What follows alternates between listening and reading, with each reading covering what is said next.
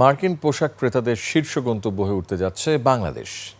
চীন ভারতের তুলনায় স্বস্তিদায়ক শুল্ক সুবিধা থাকায় যুক্তরাষ্ট্রের ক্রেতা প্রতিষ্ঠানগুলোর কাছে বাংলাদেশই এখন তৈরি পোশাকের আকর্ষণীয় উৎস।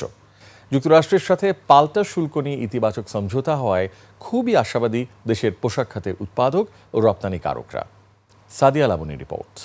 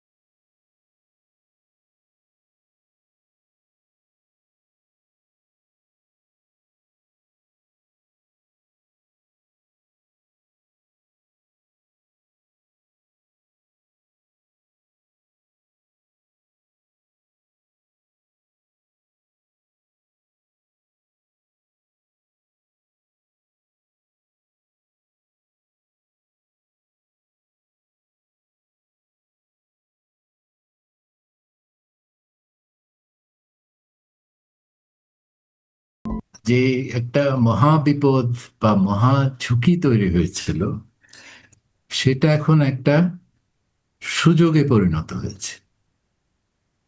যে ভারত বাজার খেয়ে ফেলবে, এখন উল্টো যে আমরা কি ভারতের যে অর্ডারগুলো, সেখান থেকে একটা হিস্সা আমাদের এখানে চলে আসার অ্যাটলিস্ট একটা ইনসেন্টিভ তো তৈরি হয়েছে। এমন পরিস্থিতিতে ভিয়েতনাম, চীন ও ভারত প্রতিযোগিতা সক্ষমতায় বাংলাদেশের চেয়ে অনেক পিছিয়ে। ফলে মার্কিন ক্রেতাদের জন্য তৈরি পোশাকের আকর্ষণীয় উৎস এখন নিঃসন্দেহে বাংলাদেশ। চায়নার রপ্তানি কিন্তু খুব ড্রাস্টিক্যালি কমলে পরে সেই রপ্তানির পার্টটা কিন্তু বাংলাদেশ এবং ইন্ডিয়ার কাছেই আসবে। তো সুতরাং আমাদেরকে এই জায়গাটার মধ্যে খুব স্ট্রংলি হ্যান্ডেল করতে হবে।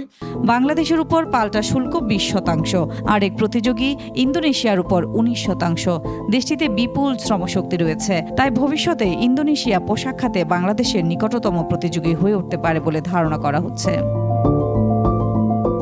সাদিয়া লাবনী, একুশে টেলিভিশন, ঢাকা।